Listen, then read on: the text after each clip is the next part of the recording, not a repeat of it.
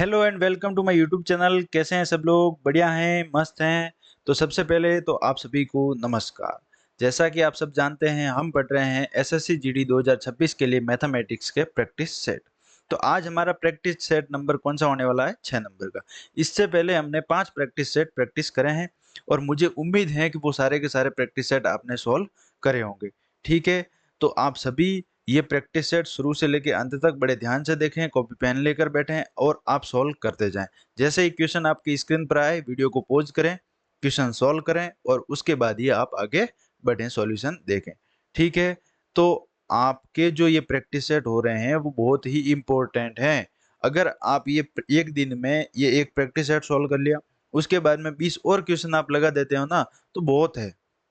इतना आप regular basis पे आप करोगे, 50-50 क्वेश्चन प्रैक्टिस कर लोगे मैथ्स में, तो मैथ्स का जब पेपर दोगे आप, तो उसमें पूरे में से पूरे 100% आप स्कोर कर पाएंगे। ठीक है, हम पीवाईक्यूज की प्रैक्टिस कर रहे हैं, आप सभी को पता है।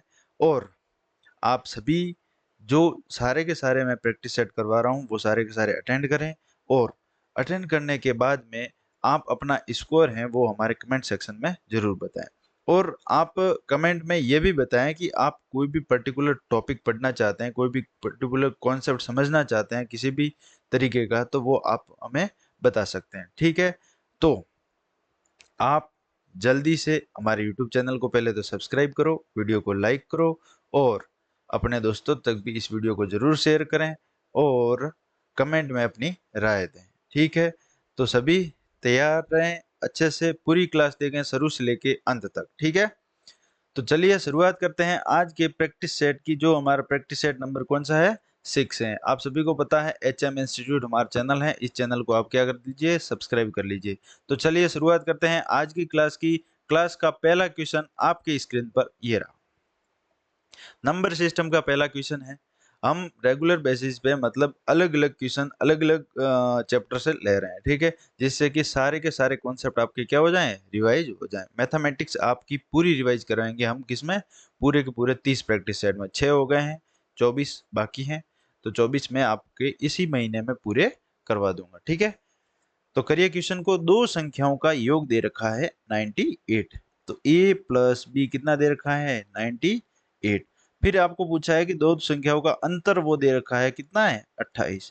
तो दोनों संख्या कितनी है? यानी कि क्या पूछा है? दोनों संख्याओं में से एक संख्या ज्ञात कीजिए। दोनों संख्याओं में से एक संख्या ज्ञात कीजिए। एक संख्या कौन सी होगी? ठीक है ना, तो अपन दोनों संख्या निकाल लेते हैं और उसमें से ऑप्शन मैच करते हैं कि दोनों में से एक कौन सी ऑप्शन में है, वो आपकी क्या हो जाएगी? सही हो जाएगी। तो जब आप इन दोनों को, जब इक्वेशन को जोड़ेंगे, समीकरण को जोड़ेंगे, तो बी से बी कट गया, तो 2a बराबर कितना आ जाएगा? 28 में 98 को 28 जोड़ेंगे तो कितना आ जाएगा? 126 आएगा कि नहीं आएगा? आएगा। तो 2a बराबर 126 है, तो a बराबर कितना हो जाएगा? 63। ए बराबर 63 होगा कि नहीं होगा? 2 से कटेगा 63 बार। ठीक है, सबको समझ में आया? इसी तरीके से जैसे ही आपको पहले दे रखा था a प्लस बी बराबर 98 और a माइनस बी बराबर दे रखा है 28, जब इन दोनों समीकरण को घटाएंगे तो क्या हो जाएगा? चिन्ह चेंज हो जाएगा, साइन चेंज हो जाएगा। इधर माइनस हो जाएगा, प्लस है तो माइनस हो जाएगा, और माइनस है तो इधर प्लस हो जाएगा, फिर इधर वापस माइनस। तो जो आपके सामने a से a कट गया, अब b और b प्लस के हो जाएंगे, तो 2b बराबर कितना हो जाएगा? 98 में से 28 को घटाएंगे तो कितना आपके सामने आ जाएगा? जो आ जाएगा 70। 70 ही तो आएगा। 70 और 20 कितना होता है? 90 और 8 28। ठीक है, तो 2b बराबर 70, तो b बराबर कितना आ जाएगा? 70/2, जो कि कितना आता है? 35। तो 63 है क्या ऑप्शन में? 63 नहीं है। तो 35 है क्या ऑप्शन में? जी हाँ, बिल्कुल 35, ऑप्शन नंबर डी आपका आंसर हो जाएगा। तो आपको एक संख्या पूछी थी, वो कौन सी हो जाएगी? 35। चलेंगे अगला क्वेश्चन, क्वेश्चन नंबर 2। जब m को 7 से विभाजित किया जाता है तो शेषफल 5 आता है। जब 3m को 7 से विभाजित किया जाए तो शेषफल क्या आएगा? देखिए, ये क्वेश्चन सेम का सेम हमने पिछली क्लास में भी करा था। ये क्वेश्चन आप सभी से हो जाना चाहिए। ठीक है ना, m को 7 से विभाजित किया जाता है तो शेषफल 5 आता है।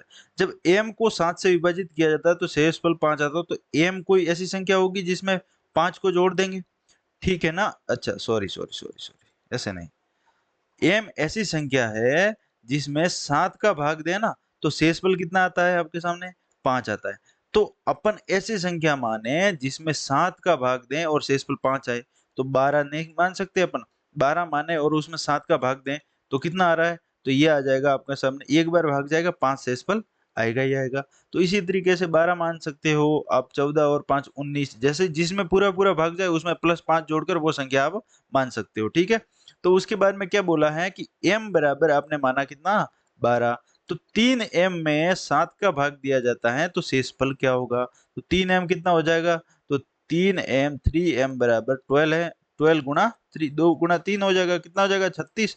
अब 36 में 7 का भाग देंगे तो कितनी बार जाता है, तो ये 5 बार 35, एक शेषफल बचेगा जो कि ऑप्शन नंबर आपका क्या आ जाएगा, सी आंसर हो जाएगा। चलेंगे अगला क्वेश्चन, क्वेश्चन नंबर 3।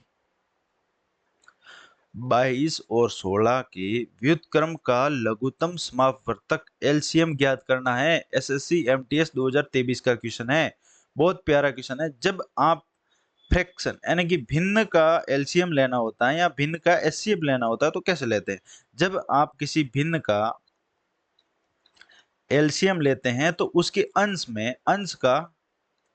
अंश का तो ले लेंगे एलसीएम, और हर का ले लेंगे एचसीएफ।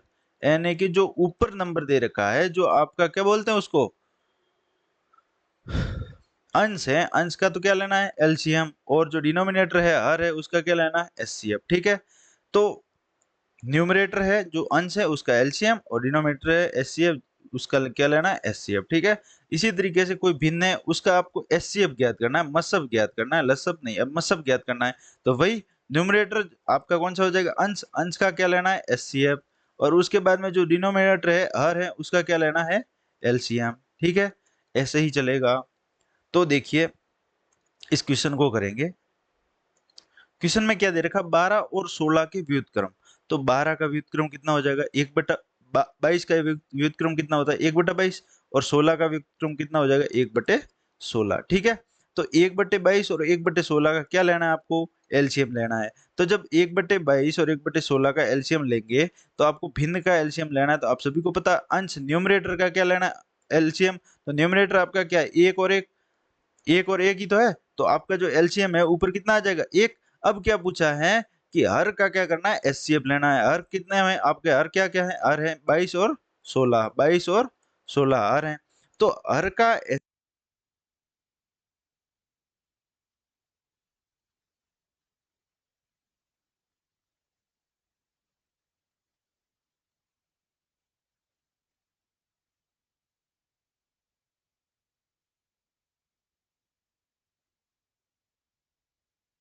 हेलो, आवाज चली गई थी इसलिए मैं वापस आपको ये क्वेश्चन करवा देता हूँ।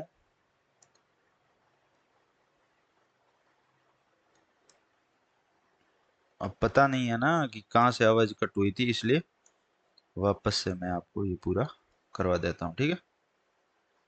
देखिए, जब आप किसी भिन्न का एलसीएम लेते हैं तो उसके जो न्यूमरेटर है उसका एलसीएम लेंगे, और हर है उसका डिनोमिनेटर है उसका क्या ले लेंगे एचसीएफ। और भिन्न का जब एचसीएफ लेते हैं तो जो उसका न्यूमरेटर है उसका तो ले लेंगे एचसीएफ, और जिस उसका डिनोमिनेटर है हर है उसका क्या ले लेंगे एलसीएम, ठीक है। तो 22 और 16 का व्युत्क्रम निकालना है, तो 22 का व्युत्क्रम कितना हो जाएगा 1/22, और 16 का व्युत्क्रम कितना होता है 1/16। तो जब 1/16 और 1/22 का जब एलसीएम निकालेंगे, क्या निकालना है इस फ्रैक्शन का एलसीएम निकालना है, तो एलसीएम कितना आ जाएगा आपके सामने है। जब अंश का तो क्या लेना है एलसीएम, तो एलसीएम कितना लसअप आ जाएगा 1, और हर है वो 22 और कितना है 22 और 16, तो इसका क्या लेना है एचसीएफ। तो एचसीएफ का मतलब क्या होता है हाईएस्ट कॉमन फैक्टर, एक ऐसा कॉमन गुणज, ऐसा अधिकतम कॉमन गुणज जो कि ऐसी संख्या जो ये दोनों 22 और 16 को पूरा का पूरा विभाजित कर दे, ऐसी बड़ी से बड़ी संख्या जो 22 और 16 को कंप्लीटली विभाजित कर ले। तो देखिए एक तो है ही, एक तो दोनों को विभाजित करती है, ठीक है। उसके बाद में देखते हैं दो, ठीक है, दो करती है, यानी कि 22 में 2 का भाग जाता है 11 बार, और 16 में 2 का भाग जाता है 8 बार, ठीक है। दो दो हो सकता है। उसके बाद में देखते हैं तीन हो सकता है क्या, नहीं हो सकता। उसके बाद ऐसी कोई संख्या नहीं है, एक और दो के अलावा ऐसी कोई संख्या नहीं है जो 22 और 16 को कॉमनली डिवाइड करे। तो आपका जो हाईएस्ट कॉमन फैक्टर वो कितना आ जाएगा एचसीएफ कितना आ जाएगा 2, तो एचसीएफ आपका आ जाएगा 2। तो जो आपके सामने जो फ्रैक्शन दे रखी थी 1/16 और 1/22, तो उसका एलसीएम है वो निकल के क्या आ जाएगा, उसी भिन्न का एलसीएम निकल के क्या आ जाएगा 1/2, जो कि ऑप्शन नंबर ए दे रखा है, ठीक है। चलेंगे अगला क्वेश्चन, क्वेश्चन नंबर 4। बहुत प्यारा क्वेश्चन है। उस समकोण त्रिभुज का क्षेत्रफल क्या होगा जिसका आधार 24 सेंटीमीटर है, कर्ण 25 सेंटीमीटर है? तो आप सभी को पता होगा, आप यहाँ तो फोटो बना लो, ठीक है।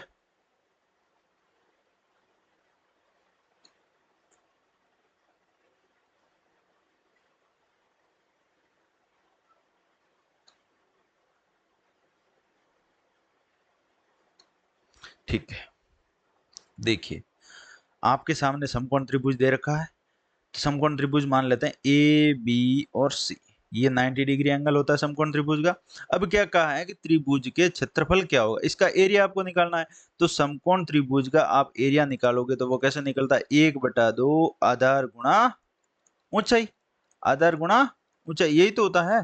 तो ये इसकी ऊंचाई होगी, ये आधार हो गया, आधार का मान दे रखा है आपको 24, और जो आपका कर्ण है हाइपोटेनियस है, हाइपोटेनियस कितना दे रखा है, 25 सेंटीमीटर।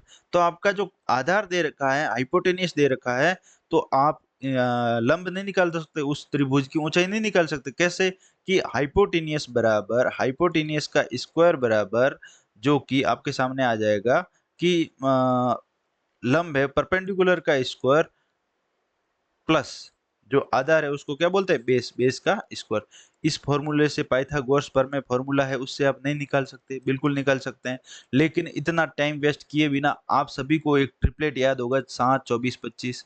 तो क्या यहाँ फिट नहीं बैठ रहा, ये 24 है, ये 25 है, तो एक भुजा आपकी 7 होगी कि नहीं होगी, बिल्कुल होगी। तो जो आपका जो एरिया है वो कैसे निकलेगा, एरिया निकल के आ जाएगा, एरिया बराबर 1/2, आधार कितना है 24, और ऊंचाई कितनी है आपकी 7 सेंटीमीटर। तो 2 से काटेंगे कितनी बार, 12, 12 को 7 से करेंगे तो कितनी बार आ जाएगा, 84 सेंटीमीटर स्क्वायर। क्या आ जाएगा, समकोण त्रिभुज का क्या आ जाएगा, क्षेत्रफल आ जाएगा। ठीक है, चलेंगे अगला क्वेश्चन, क्वेश्चन नंबर 5। बहुत प्यारा क्वेश्चन है, एसएससी सीपीओ 2019 का क्वेश्चन है, मॉर्निंग शिफ्ट का। यदि किसी समबाहु त्रिभुज की ऊंचाई 10√3 सेंटीमीटर है, ठीक है, आपके सामने समबाहु त्रिभुज दे रखा है, उसकी ऊंचाई दे रखी है h बराबर कितनी है, 10√3। तो जब समबाहु त्रिभुज, उसकी ऊंचाई ज्ञात करने का फॉर्मूला कितना होता है, ऊंचाई ज्ञात करने का फॉर्मूला होता है √3/2a, यही तो होता है √3/2a। तो जब √3/2a आपका फॉर्मूला है, इसमें आप वैल्यू नहीं रख सकते, तो ऊंचाई का मान दे रखा है आपको 10√3, ठीक है, बराबर √3/2a। तो आपको a का मान निकालेंगे, उसके बाद ही तो क्षेत्रफल निकलेगा। तो a का मान निकालेंगे तो √3 से √3 कट गया। अब 2 है, इधर आके कितना हो जाएगा, तो 10 गुना 10 का 2 से गुना हो जाएगा, तो कितना हो जाएगा, a बराबर कितना आ गया, 20 सेंटीमीटर। तो आपकी प्रत्येक भुजा जो आपके निकल के आएगी, जो समबाहु त्रिभुज की प्रत्येक भुजा है वो कितनी सेंटीमीटर हो जाएगी, समबाहु त्रिभुज की प्रत्येक भुजा 20 सेंटीमीटर हो जाएगी। तो आपको इसका क्या निकालना है, क्षेत्रफल निकालना है। क्षेत्रफल क्या होता है, क्षेत्रफल का फॉर्मूला क्या होता है, समबाहु त्रिभुज का एरिया निकालने का फॉर्मूला होता है √3/4 भुजा का स्क्वायर, ए स्क्वायर हो जाएगा। ठीक है, तो आपके सामने ए का मान दे रखा है, त्रिभुज का क्षेत्रफल बिल्कुल आसानी से निकल जाएगा, √3/4, ए कितना है 20, तो 20 गुणा 20 कितना होता है 400, 20 का स्क्वायर कितना होता है 400, 400 काटेंगे कितनी बार 100 बार, 100√3 क्या आ जाएगा, आपका आंसर आ जाएगा, जो कि ऑप्शन नंबर डी है। बिल्कुल आसान क्वेश्चन है, बहुत आसानी से हो जाना चाहिए। चलेंगे अगला क्वेश्चन, क्वेश्चन नंबर 6। एक अर्धगोलाकार कटोरे का व्यास 21 सेंटीमीटर है। जब आपका व्यास दे रखा है 21 सेंटीमीटर, तो त्रिज्या कितनी हो जाएगी उसकी, आधी। तो 21/2, अपन 21/2 ही लिखेंगे। ठीक है, कटोरे का आयतन ज्ञात करना है, और पाई का मान 22/7 लेना है। ठीक है, इधर 7 नहीं लिखा है, वो ध्यान रखना। CHSL टीयर 2 का क्वेश्चन है ये। ठीक है, देखिए करिए, एक अर्धगोलाकार कटोरे का व्यास 21 सेंटीमीटर है, तो कटोरे का आयतन ज्ञात करना। अर्धगोलाकार कटोरे का आयतन कितना, जब गोलाकार पूरे गोले का आयतन कितना होता है, 4/3 पाई आर क्यूब। तो अर्धगोला कितना होता है, उसका आधा। ये क्या है, गोला है, तो अर्धगोला उसका आधा हो जाएगा। तो अर्धगोले का आयतन का फॉर्मूला कितना हो जाएगा, 2/3 पाई आर क्यूब। 2 का ही तो भाग देना है, 2/3 पाई आर क्यूब, जो आपके सामने अर्धगोलाकार कटोरे का क्या आ जाएगा, आयतन का फॉर्मूला। इसमें आपको मान रखना है और वैल्यू निकालनी है, रिजल्ट आ जाएगा आपके सामने। तो वॉल्यूम बराबर कितना हो जाएगा, 2/3, ठीक है, पाई का मान रखेंगे 22/7 गुणा 21/2 गुणा 21/2, फिर एक बार और गुणा करेंगे 21/2। इसको सही लिख देता हूं, फिर वापस अपन कंफ्यूज हो जाएंगे नहीं तो।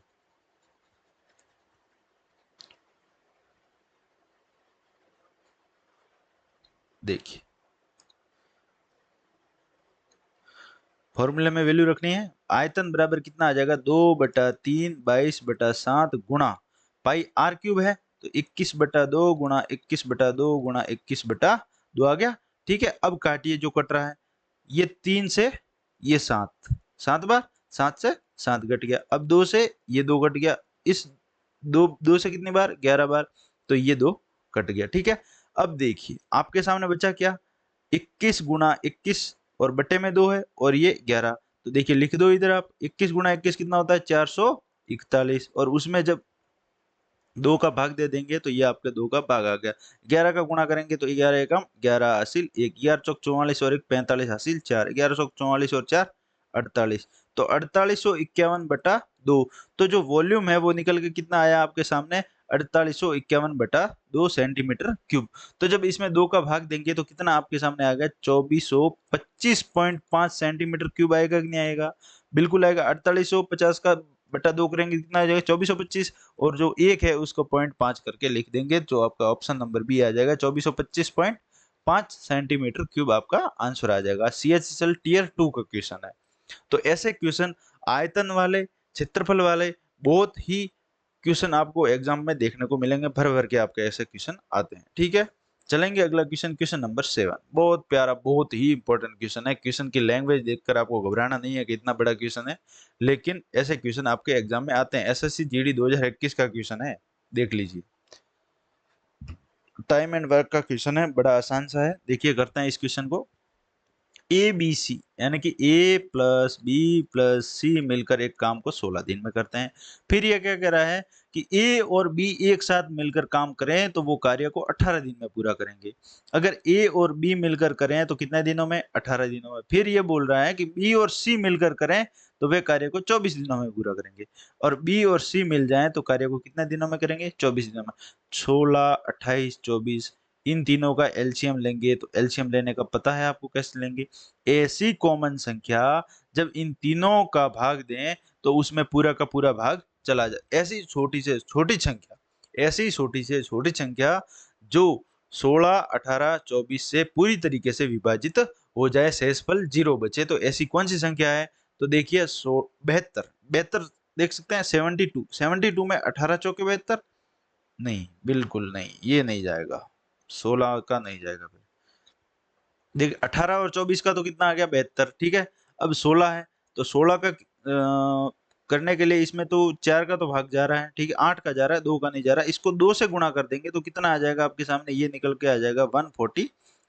तो 144 ऐसा नंबर है जिसमें 24 का भी जाता है, 18 का भी जाता है और 16 का भी भाग जाता है। तो 16 का कितनी बार जाएगा 9 बार, 18 का कितनी बार जाएगा 8 बार, और 24 का कितनी बार जाएगा, तो 24 का जाएगा 6 बार, 6 बार ही जाएगा। ठीक है, अब आपको क्या पूछा है कि उस कार्य को 24 दिन में करते हैं, बी और सी मिलकर, ए और सी मिलकर इस कार्य को कितने दिनों में करेंगे। तो आपको ए और सी की कार्य क्षमता निकालनी है और 144 में उसको भाग देना। टोटल वर्क जो आपका 144 आया उसमें आपको जो ए और सी की कार्य क्षमता निकालकर उसका भाग दे देना है।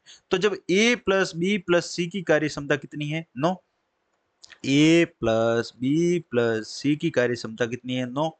तो जब ए प्लस बी प्लस सी की कार्य क्षमता 9 है और ए प्लस बी की कार्य क्षमता कितनी है आपके पास में, तो वो है 8। तो ए प्लस बी की कार्य क्षमता 8 है और ए प्लस बी प्लस सी की कार्य क्षमता 9 है, तो सी की कार्य क्षमता 1 आए कि नहीं आए, इसमें ज्यादा क्या एक्स्ट्रा सी तो है, तो सी 1 ज्यादा है, तो सी की कार्य क्षमता 1 आएगी कि नहीं आएगी। भाई जब सी की कार्य क्षमता 1 आ गई तो बी की कितनी आ जाएगी, तो सी इधर देखिए बी प्लस सी दे रखा है, बी प्लस सी की कार्य क्षमता 6 आ रही है आपके सामने, तो बी कितना आ जाएगा, तो जब सी की कार्य क्षमता 1 है तो बी की कितनी हो जाएगी 5 होगी कि नहीं हो जाएगी, बिल्कुल हो जाएगी। ठीक है, तो इसी तरीके से तो ए प्लस सी यानी कि ए की कितनी आ जाएगी, सी की तो 1 है, ए की निकालनी है अपने को, तो बी की जगह बी की वैल्यू रख देंगे, तो बी की एफिशिएंसी कितनी है, देखिए ए प्लस बी की एफिशिएंसी आपको दे रखी है कितनी, वो है 8। अगर बी की एफिशिएंसी 5 रख देंगे इसको और 8 में से घटा देंगे तो ए की एफिशिएंसी कितनी आ जाएगी 3 आएगी कि नहीं आएगी, तो ए प्लस सी की एफिशिएंसी निकल कर आपके सामने कितनी आ जाएगी 3, ए की 3 और सी की कितनी है 1, तो कितनी हो जाएगी 4, यानी कि ए प्लस सी की एफिशिएंसी कितनी है 4। जब 4 को 144 में भाग देंगे तो कितनी बार जाता है, तो 144 में इधर कर रहा हूं देखिए 144 टोटल वर्क है, उसमें ए प्लस सी दोनों मिलकर काम करते हैं, उनकी एफिशिएंसी को जोड़ के उसको में भाग देते हैं 4 का, तो कितनी बार जाएगा, तो ये आपका भाग जाएगा 4 तिये 12, तो 3 आ गया। उसके बाद में बचा कितना, 2 और 24 यानी कि 6 बार, 36 दिन। 36 दिन का टाइम लगेगा जब ए और सी मिलकर उस काम को करेंगे। इसका एक ऑप्शन गायब है क्या, ए ही आपका कितना है 36, जो कि आपका सही उत्तर हो जाएगा। चलेंगे अगला क्वेश्चन, क्वेश्चन नंबर 8। बहुत प्यारा क्वेश्चन है ये। 8 नंबर का क्वेश्चन देखिए, एंगल ए, त्रिभुज ए बी सी दे रखा है और एक आपको दे रखा है, दो त्रिभुज बना देता हूं मैं।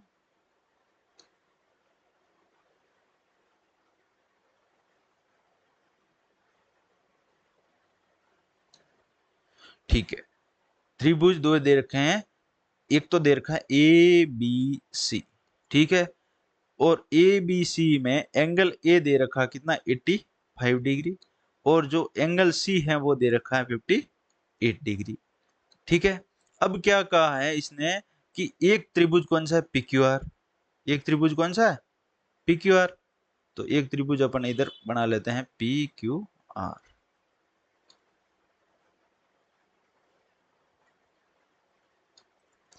ठीक है, ये हो गया आपका पी क्यू आर।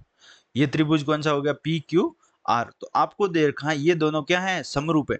जब ये दोनों समरूप हैं तो ये जो एंगल है उनके एंगल क्या हो जाएंगे, बराबर होंगे कि नहीं होंगे। ये जो एंगल है उसके क्या हो जाएंगे, बराबर हो जाएंगे। अब इसने क्या बोला है, इधर ये लिख रखा है, ये गलत है कि बी क्यू का संगत है ना। बी एंगल है वो क्यू, बी और क्यू क्या है, संगत है। ठीक है, तो संगत है इसका मतलब क्या है कि जो कोण बी होगा वही कोण क्या हो जाएगा, आपका क्यू होगा। तो 85 दे रखा है ए और 58 दे रखा है सी, तो टोटल तीनों कोणों का योग कितना होता है, ए प्लस बी प्लस सी बराबर आपके सामने कितना होता है 180। तो ए प्लस बी, ए का मान कितना दे रखा है 85, बी को निकालना आपको, और सी का मान कितना दे रखा 58 बराबर कितना हो जाएगा 180। अब दोनों को जोड़ देंगे, 85 और 58 कितना होता है, जब 85 में 50 को जोड़ेंगे तो कितनी बार जाएगा 135, और उसमें 8 को जोड़ेंगे तो कितना हो जाएगा 143। तो जब b का मान कितना आ जाएगा, 180 में से 143 को घटा देंगे तो कितनी बार जाएगा, b बराबर आ जाएगा 37 डिग्री। तो b 37 डिग्री है, तो b q के संगत है, तो q भी कितना आ जाएगा 37 डिग्री। क्योंकि क्योंकि क्या दे रखा है, त्रिभुज पी क्यू आर समरूप है त्रिभुज ए बी सी। ये त्रिभुज ए बी सी के क्या है, समरूप हैं। तो जो कोण q है वो कोण b होगा। ठीक है, उसी के संगत हैं, तो वो दोनों बराबर हो जाएंगे। क्यू का मान पूछा था, ऑप्शन नंबर ए आपका क्या हो जाएगा, आंसर हो जाएगा। चलेंगे अगला क्वेश्चन, क्वेश्चन नंबर 9। एक वृत्त की त्रिज्या 21 सेंटीमीटर है और केंद्र पर 22.5 डिग्री के कोण को आंतरिक करने वाले एक वृत्त के चाप की लंबाई ज्ञात कीजिए। वृत्त के चाप की लंबाई, पहले तो देखिए हम सर्कल बना देते हैं इधर। ठीक, सर्कल बन गया। तो ये आपका सर्कल क्या हो गया होगा, सेंटर। अब क्या बोला, 21 सेंटीमीटर वृत्त की त्रिज्या, तो ये आपकी त्रिज्या हो जाएगी और ये पूरा व्यास हो गया। ठीक है, ये त्रिज्या हो गई। अब क्या बोला, 21 सेंटीमीटर त्रिज्या वाले केंद्र पर 22.5 डिग्री के कोण को आंतरिक करने वाले एक वृत्त के चाप। चाप मान लो ये चाप हो गया, एक मिनट में वापस इसको हटाना पड़ेगा। देखिए ये 21 सेंटीमीटर आपकी त्रिज्या ले लेते हैं ये। ठीक है, अब ये इधर मिला लेते हैं ये। अब जो ये एंगल है वो कितना बन रहा है, 22.5 डिग्री। क्या बन जा रहा है रे यार,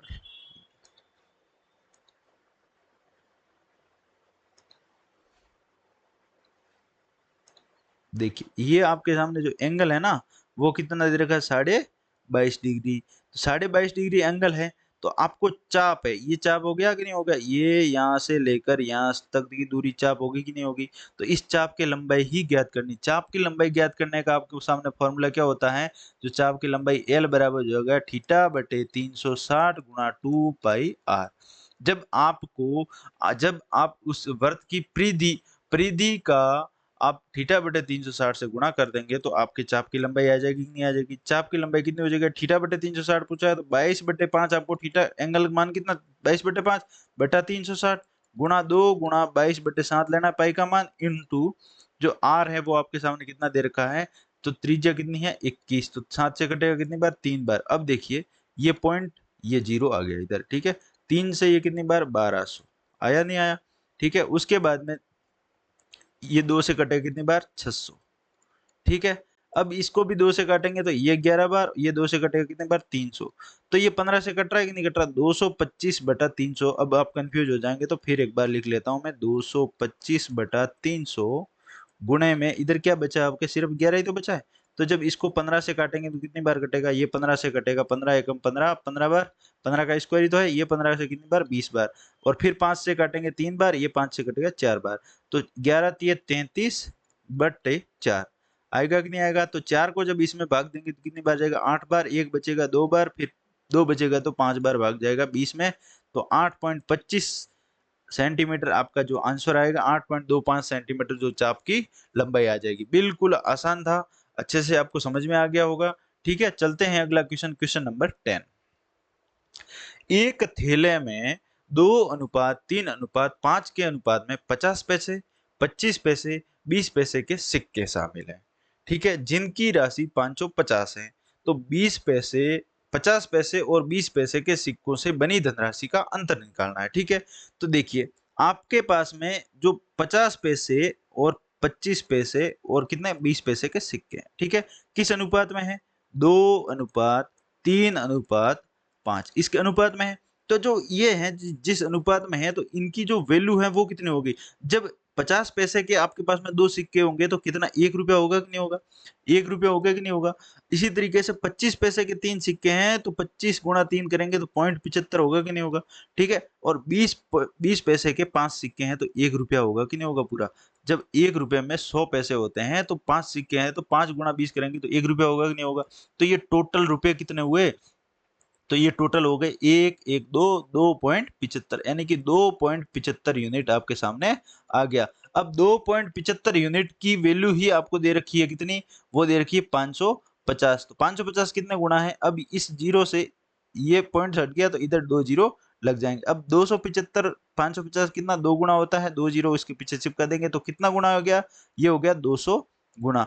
अब देखिए आपको क्या पूछा है कि जब 50 पैसों से बनी धनराशि, तो 50 पैसों से बनी धनराशि कितनी थी, एक यूनिट को जब 200 से गुणा करेंगे तो कितना हो जाएगा, ये 200 रुपए, ठीक है।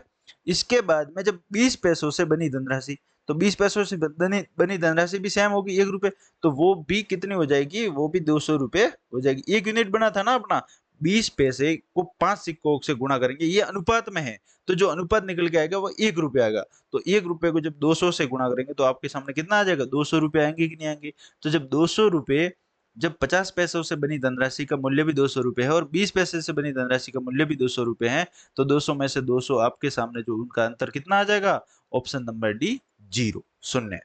चलेंगे अगले क्वेश्चन पे, अगला क्वेश्चन है 11, ठीक है।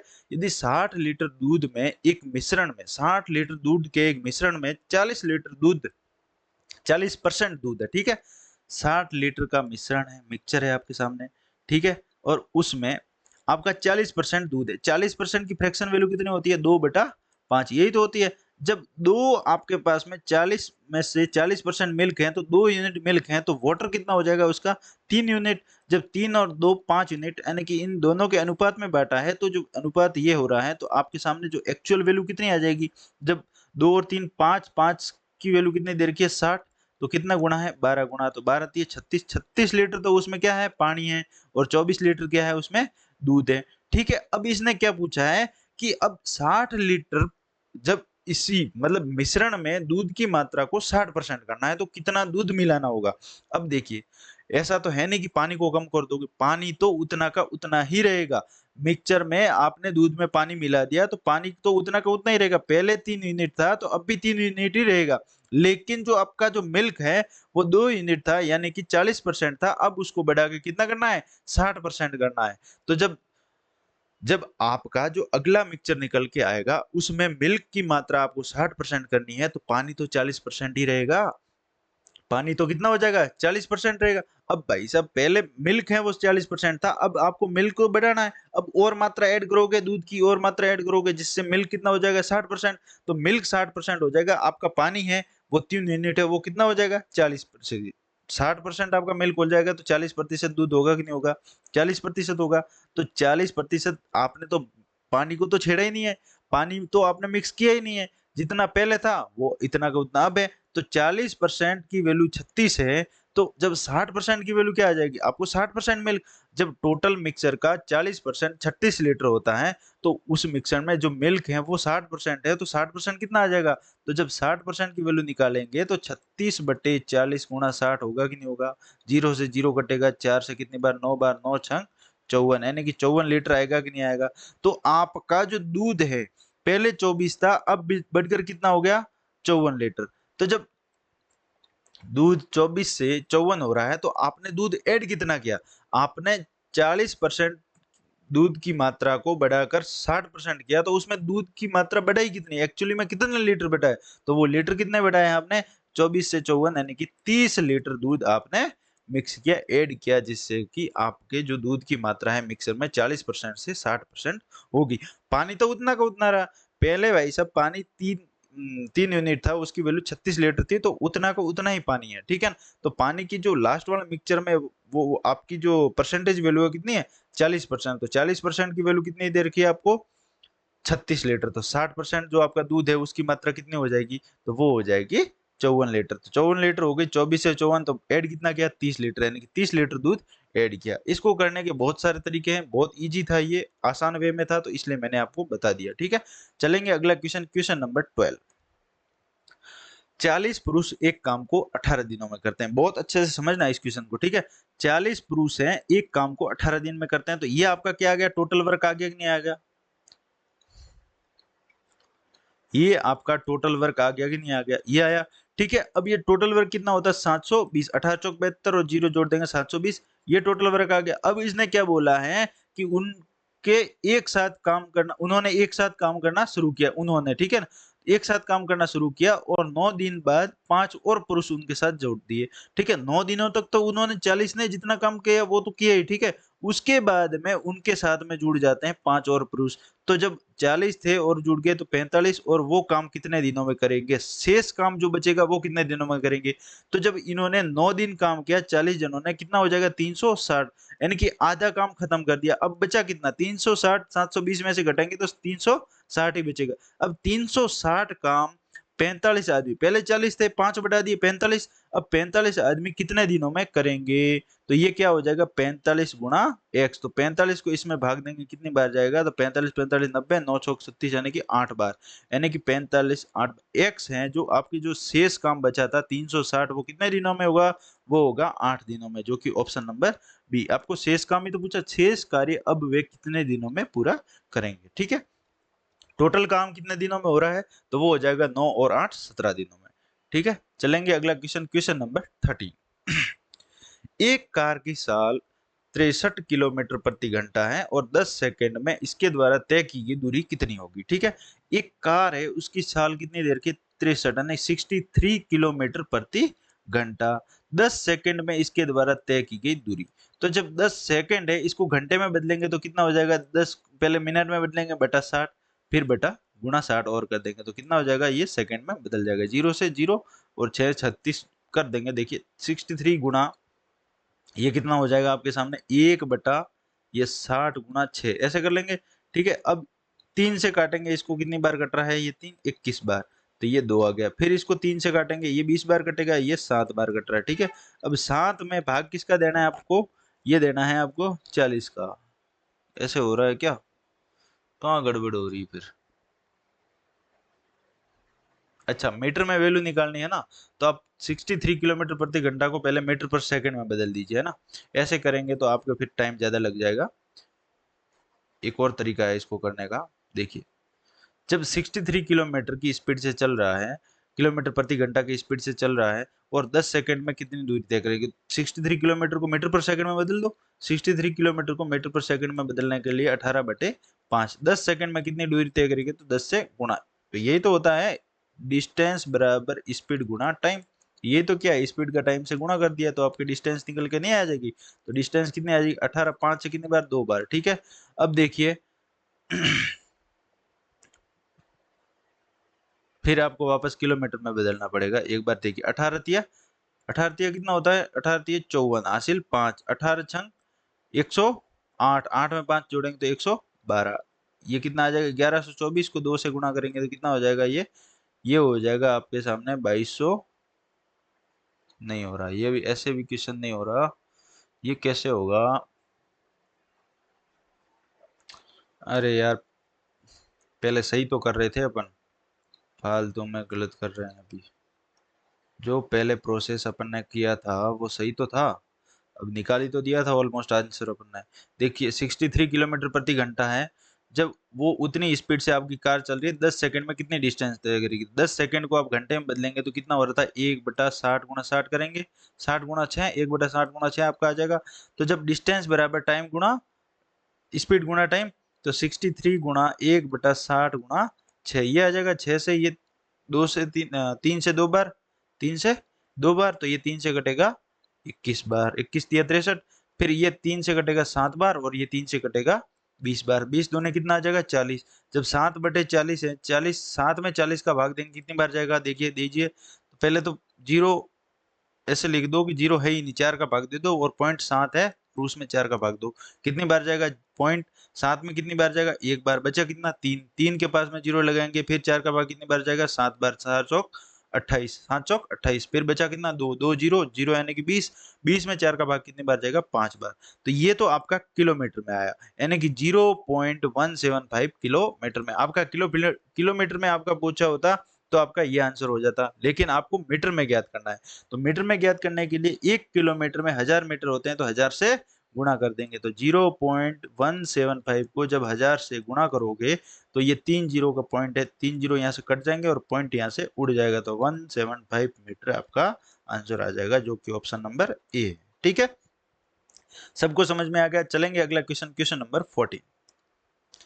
80 किलोमीटर प्रति घंटा से चल रही 80 किलोमीटर प्रति घंटा की चाल से चल रही एक रेलगाड़ी समान दिशा में 26 किलोमीटर प्रति घंटा की चाल से चल रही दूसरी रेलगाड़ी को 30 सेकंड में पार करती है, तो दोनों रेलगाड़ियों की संयुक्त लंबाई कितनी होगी।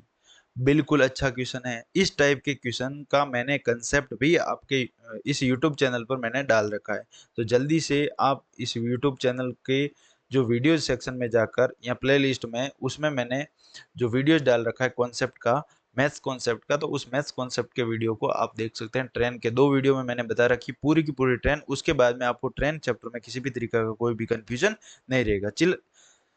चलिए करते हैं इस क्वेश्चन को। 80 किलोमीटर चाल से चल रही एक रेलगाड़ी 26 समान दिशा में 26 किलोमीटर, तो उनकी रिलेटिव स्पीड है वो उनकी क्या घट जाएगी, तो क्या दोनों रेलगाड़ियों की संयुक्त लंबाई ज्ञात करनी है। तो दोनों रेल के L1 प्लस L2 जो लेंथ है दोनों रेलगाड़ियों की हो गई। ठीक है, तो जो उनकी स्पीड है और उसको 30 सेकंड से गुणा कर देंगे तो वो आपकी आ जाएगी, स्पीड क्या आ जाएगी, रिलेटिव स्पीड आ जाएगी। यानी कि 80 से कर रही एक उसके समान दिशा में, यानी कि 26 को माइनस कर देंगे, गुणा उसके टाइम से कर देंगे, कितना है 30 सेकंड। ठीक है, तो जो आपके सामने निकल कर आएगी, किलोमीटर प्रति घंटा है उसको मीटर पर सेकंड में बदलना है ना, तो ये 80 माइनस 26 कितना हो जाएगा, 80 माइनस 26 करेंगे तो ये हो जाएगा आपके सामने निकल कर आएगा, यानी कि 80 में से 20 घटाओ 60, 60 में 6 घटाओ 54, ये हो जाएगा 5/18 गुणा करेंगे तो मीटर पर सेकंड में बदल जाएगा।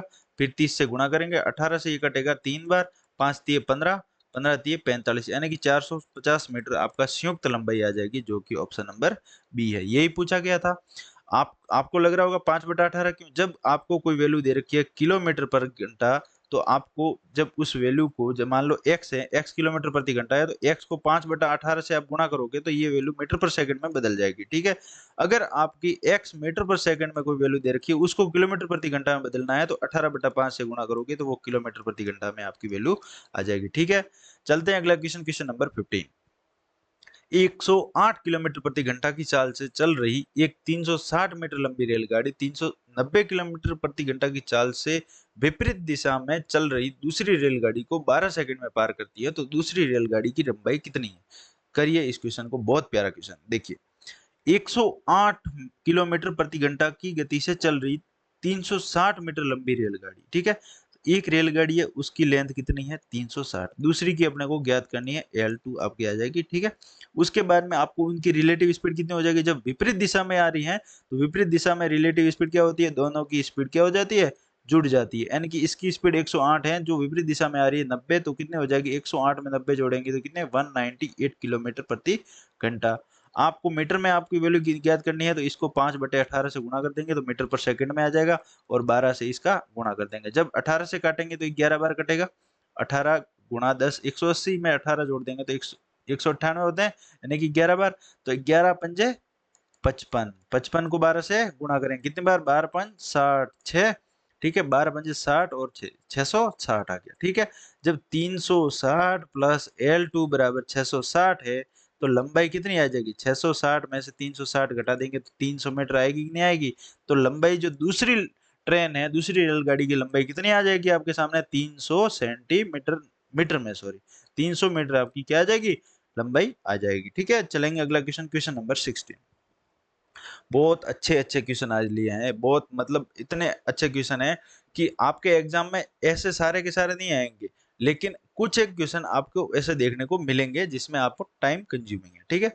तो आज हमने बहुत ही मतलब अच्छे लेवल के क्वेश्चन करे हैं, तो आप सभी के लिए ये बहुत क्लास इंपॉर्टेंट है। आप सभी शुरू से लेके अंत तक आपको देखते रहना है, 1 से 30 तक आप प्रैक्टिस सेट सॉल्व करोगे तो एसएससी जीडी के जब आप एग्जाम पेपर लगाओगे ना, एग्जाम पेपर करोगे, एग्जाम में बैठ के जब पेपर सॉल्व करोगे तो आराम से आप 30-20 क्वेश्चन जब करोगे 20 मिनट में आपको पता ही नहीं चलेगा, ठीक है ना। एक महिला ने अपना ईयरफोन 2000 रुपए में बेचा, भाई साहब एक महिला, ये भी बहुत प्यारा क्वेश्चन है, बहुत एसएससी सीएचएसएल 2022 का क्वेश्चन है और बहुत मस्त क्वेश्चन है। देखिए समझिए, एक लेडीज ने अपना ईयरफोन है 2000 रुपए में बेचा, लेकिन उसको जो लाभ हुआ है, लाभ कितना हुआ, जितना क्रय मूल्य है उतने प्रतिशत के बराबर लाभ हुआ है।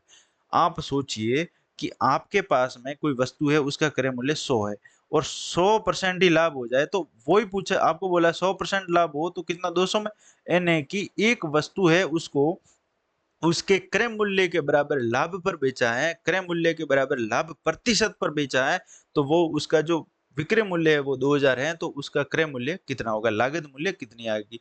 तो आपको क्रय मूल्य पूछा है, तो क्रय मूल्य के बराबर लाभ प्रतिशत, तो जब जितना आपका क्रय मूल्य है उसके बराबर ही आपका लाभ प्रतिशत हो जाएगा, यानी कि x आपका क्रय मूल्य है और उसी के बराबर ही आपका प्रॉफिट परसेंटेज है, तो कितना हो जाएगा, यानी कि x प्लस जो भी है। तो इसको ऐसे मत कीजिए, आप डायरेक्ट ऑप्शन से कीजिए, ठीक है। x मान के करोगे तो आप कंफ्यूजन में पड़ जाओगे, फिर वापस आपको दिक्कत होगी। देखिए ऑप्शन से करेंगे, जब 500 की वस्तु को 2000 में बेचेंगे, तो 500 की वस्तु को 2000 में बेचेंगे तो 1500 का प्रॉफिट, ठीक है, 1500 का प्रॉफिट। तो ये 500% है क्या, तो जीरो से जीरो काटेंगे, नहीं बिल्कुल नहीं, ये 300% ही है, ठीक है। तो अब देखिए आप 200 करेंगे तो परसेंटेज, प्रॉफिट परसेंटेज बहुत ज्यादा बढ़ जाएगा, 600, भाई 500 में 300% आ रहा तो 600 में तो और कम आएगा। तो 400%, 400 रुपये आपका फिक्स बैठेगा। कैसे, 400 रुपये की वस्तु है 2000 में बेची, 1600 का आपका प्रॉफिट हुआ, गुणा 100, 100 से काटेंगे, 20 से 20, 4 से कटेगा 4 बार, यानी कि 400 की वस्तु 400% का प्रॉफिट, ठीक है। तो ये आपका आ जाएगा आंसर, ठीक है। सबको समझ में आ गया, बहुत ही इजी आसान तरीके से मैंने आपको समझाया। चलेंगे अगला क्वेश्चन, क्वेश्चन नंबर 17। एक गांव में वर्तमान जनसंख्या, ये भी बहुत प्यारा क्वेश्चन है, ठीक है। 20% आपने क्या बोल रखा है, एक गांव की वर्तमान जनसंख्या 50,000 है, तो शहरों की ओर पलायन के कारण जो गांव के लोग हैं वो पलायन कर रहे हैं शहरों की ओर, सिटीज में जाने लग रहे हैं। तो शहरों की ओर पलायन के कारण जनसंख्या में प्रति वर्ष 5% की दर से कमी आती है, यानी 5% की दर से जनसंख्या में कमी आ रही है। तो 2 वर्ष बाद शहर की जनसंख्या कितनी होगी, तो 2 वर्ष बाद शहर की जनसंख्या पूछा आपको, यानी कि 50,000 आपके शहर की जनसंख्या है। पहले साल आपकी कितनी कट गई, मान लो 100 थी, कट के कितनी होगी 95, यानी कि 5% कम हुई। इसी तरीके से दूसरे साल और, तो गुणा कर देंगे 100 और 95 कट गई। ऐसे भी तो कर सकते हैं, 5% है उसकी फ्रैक्शन वैल्यू 1/20 है, तो 20 की जनसंख्या जब उसको 5% कम कर देंगे तो कितना हो जाएगा, एक कम हो जाएगा 19/20। तो इसको भी 5 से काटेंगे तो 19/20 ही आ रहा है। तो आप 100 मान के करो या फ्रैक्शन से करो, एक ही बात है, फ्रैक्शन भी तो उसी से बनती है। तो ये कितना हो जाएगा 19/20, एक बार और कर देंगे 19/20, ठीक है। 19 गुणा 19 कितना होता है 361, कितना हो जाएगा 361। तो ये हो जाएगा 50,000 गुणा 361/20 गुणा 20 कितना होता है 400। 2 जीरो से ये 2 जीरो काट गई। अब पहले इसका ऊपर गुणा कर लेते हैं, 500 का 361 में गुणा करेंगे तो 2 जीरो उधर चिपक गए, 5 का करेंगे 1 में 5 बार, 6 में करेंगे 5 का 30 बार, 3, ठीक है। अब आ गया 5 3 15 3 18, ये आ गया 1,80,500 में जब 4 का भाग देंगे तो कितनी बार जा रहा है, तो वो आपकी जनसंख्या निकल कर आएगी। तो वो जनसंख्या कितनी निकल कर आएगी वो देखते हैं। इधर देखिए 4 का भाग 18 में 4 बार, 16, 2 बचा 20, 5 बार, ठीक है। 4 5 पहले ऑप्शन, ऐसा कौन सा ऑप्शन है जिसकी शुरुआती जो डिजिट है 4 5 है, ऑप्शन नंबर 1 मात्र अकेला है 4 1। आपके सामने जो उत्तर क्या निकल के आएगा, 4 5 1 2 5, ठीक है। 4 5 1 2 5 यानी कि 45,125 जो जनसंख्या आपकी बचेगी। 50,000 की जनसंख्या हर साल 5% कम हो तो आपकी जो 2 साल बाद जनसंख्या है वो 45,125 जनसंख्या बचेगी, जो ऑप्शन नंबर ए आपका क्या हो जाएगा, सही उत्तर। चलेंगे अगला क्वेश्चन, क्वेश्चन नंबर 18। संजय ने अपनी अर्धवार्षिक परीक्षा में 150 में से 75 अंक प्राप्त किए, ठीक है। अर्धवार्षिक परीक्षा में 150 में से उसके 75 नंबर आए, ठीक है। अब बोला है कि वार्षिक परीक्षा में उसने 150 में से कितने अंक प्राप्त किए, 105। तो जब 150 में से, जब दोनों एग्जाम ही 150 नंबर के हैं, तो उसने क्या बोला है कि जब पहले अर्धवार्षिक परीक्षा में 75 नंबर आए थे, अब नंबर उसके बढ़कर कितने हो गए, 105। तो पहले वाले एग्जाम की तुलना में दूसरे एग्जाम में कितने प्रतिशत अंक में वृद्धि की है, उसने अंकों में कितने प्रतिशत वृद्धि की है। तो एक्चुअली में पहले 75 अंक उसको प्राप्त हुए थे, अब में बढ़ के कितने हो गए, 105। तो कितने अंक बढ़े, बढ़े कितने, 30 भाई। 105, 75 और 30, 105 होते 30। जब 30 बढ़े हैं तो 100% क्या आ जाएगा, इस 100 से गुणा करेंगे तो प्रतिशत में आपके जो परसेंटेज आ जाएगा, कितने प्रतिशत की जो अंकों में इंक्रीजमेंट आपको देखने को मिला है, ठीक है। तो वो कितना हो जाएगा, 30 से काटेंगे कितनी बार, 15 से कटेगा 2 बार, 15 से 5 बार, ठीक है। 2/5 या फिर 5 से इसको काटेंगे 20 बार, 20 दूने 40, यानी कि 40% का जंप लगाया उसने अर्धवार्षिक से वार्षिक की परीक्षा तक, ठीक है। अर्धवार्षिक में उसके 75 थे, उसके बाद में जब वार्षिक में 150 में से उसके नंबर 105 हो गए, तो जो अर्धवार्षिक से वार्षिक में उसके नंबरों में, उसके अंकों में जो अंक उसके आए हैं परीक्षा में, उनकी प्रतिशत वृद्धि कितनी है, 40%। ऑप्शन नंबर डी आपका सही उत्तर हो जाएगा। चलेंगे क्वेश्चन नंबर 19। एक डीलर ने किसी वस्तु का मूल्य उसके क्रय मूल्य से 45% अधिक अंकित किया। अपन 100 मान के करेंगे, मान लो क्रय मूल्य सीपी है वो 100, ठीक है। उसने अधिक अंकित किया, मार्क प्राइस हो गया, अंकित मूल्य हो गया, वो कितना किया, 145 हो गया, ठीक है। अब किया और उसने क्या बोला, 20% की छूट देने के बाद में उसका लाभ प्रतिशत कितना हो जाएगा।